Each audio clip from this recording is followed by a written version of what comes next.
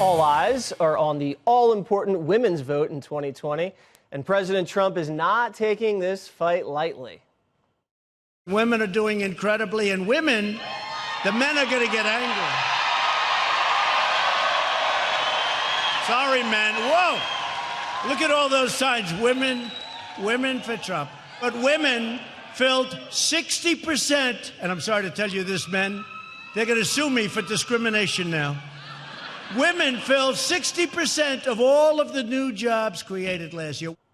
This week, his campaign launched the Women for Trump coalition, which is dedicated not only to making sure the president's reelected, but to ensure that female conservative voices will not be silenced.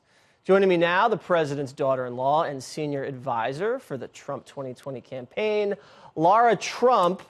Lara, we researched the segment before we did this, and the women are really experiencing some phenomenal numbers here under the Trump presidency. Absolutely. It looks like the unemployment rate dropped from 4.7 to 3.6. Wages are up huge for women, and women are actually donating a lot more to the president's campaign than they did last time. They are. In 2016, about 25% of the donations to the Trump campaign came from women.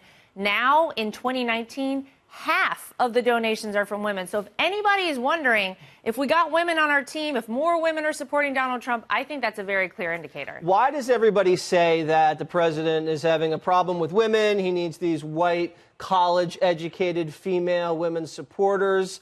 Where does that come from? Are you seeing that?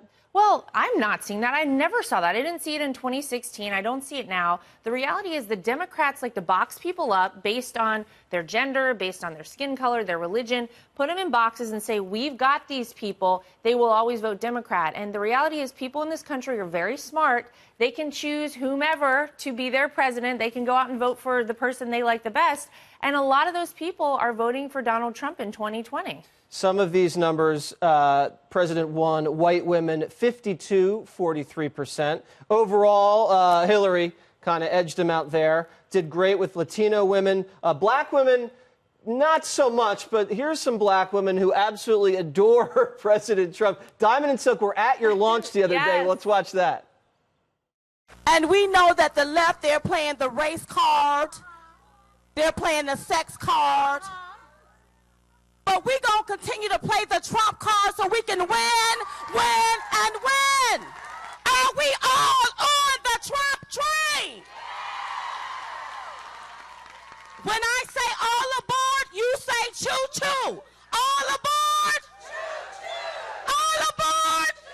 Choo-choo. All aboard?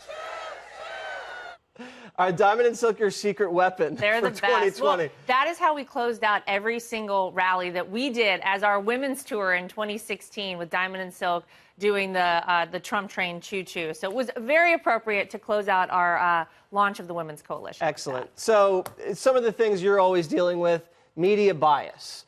And Chris, really? Yeah, you may have seen that reported on Fox. Yes. Chris Pratt, famous actor, seems like a nice guy, wore a T-shirt out in the public the other day with the Gadsden flag here. Some people in the Tea Party used to rock that. Other people rock it, men's soccer. You know, it's a very popular T-shirt. Yeah. It goes back to the Continental Army, which beat the British. So he wears that. Yahoo runs a story and says he's being criticized for wearing this T-shirt because the T-shirt represents white supremacy. It's just so unbelievable, Jesse. If you tried to make this stuff up, people would be like, that's not true. The reality is this has been around since the Revolutionary War. Right. This was a flag that was a battle call and a battle cry for our military in the Revolutionary War. The rattlesnake will not attack unless provoked. So this is a bit of a warning, the way this whole thing is represented. The fact that anybody is trying to call it white supremacist, I mean, this is so crazy that there's any sort of notion that this is anything other than patriotic, 100% American is crazy. But this is where we live now. This is where we live. The space we're in. And I'll tell you why they do that. They have to attack that Gadsden flag, the Betsy Ross flag, Of course. the national anthem, and the Founding Fathers, because if they believe they can destroy the foundation of this country and label it racist, it makes it easier for them to chip away at patriotism, and it makes it easier for them to rebuild this entire country on socialism. But we're not going to let them get away with that, are we? America will never be a socialist country. Our president said it. We will not let them get away with it. That's Absolutely right. not. Also, you know the trick that they do with these articles? They find 6 people who say something on Twitter. 6. And we know how kind people on Twitter generally are. Only the best so, people. I mean, and then they run an entire story from 6 people on Twitter. Of course. I mean, that's like you could find, 6 people on Twitter that say I'm having a bad hair day. Well, and run a story on that. If you want some real entertainment, you can read some comments on some of my tweets. Fake news, right? Yeah, it's always fake news. All right, Lara, thank you very much. Thank you.